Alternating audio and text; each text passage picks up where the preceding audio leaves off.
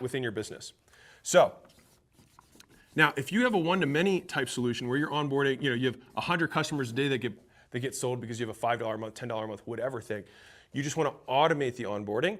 If you have any type of service that you can possibly, I would say honestly, even if it's $100 a month, you can still do group onboardings, right? And so the idea is that you want to have a clear, choreographed experience for day one all the way to day whatever, day X.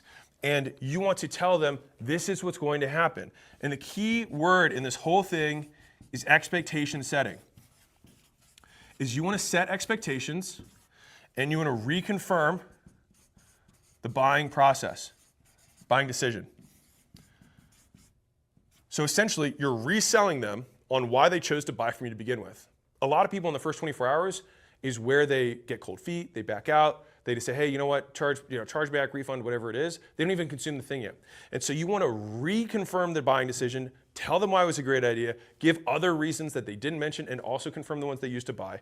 And then you say, this is the roadmap. This is what you can expect to see from us.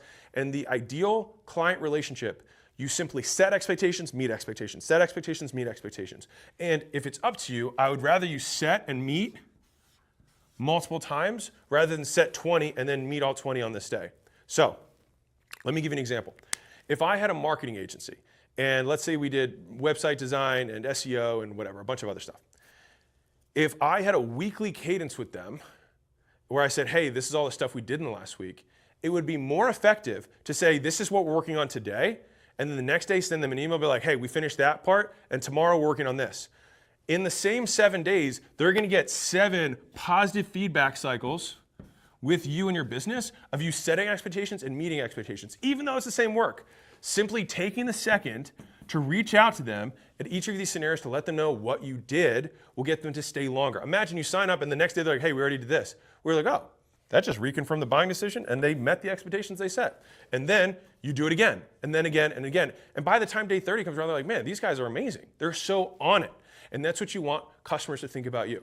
And so you want to set the expectations, you want to reconfirm the decision, and I like to think of something like a walkthrough, which is, how do you use the thing, whatever it is? How do you use our service? If this happens, what do you do? And this process, you want to have this all over the place. Like this, you're going to repeat over and over and over and over and over and over again. Because they're not listening. They're on their phone. They've got their kids in the backseat. They don't really care that much about your business. They bought it one time on a whim, whatever. You want to make sure that at least one of the times they hear part of it and they can assemble the whole Mona Lisa picture together through the many times you told them. So, onboarding.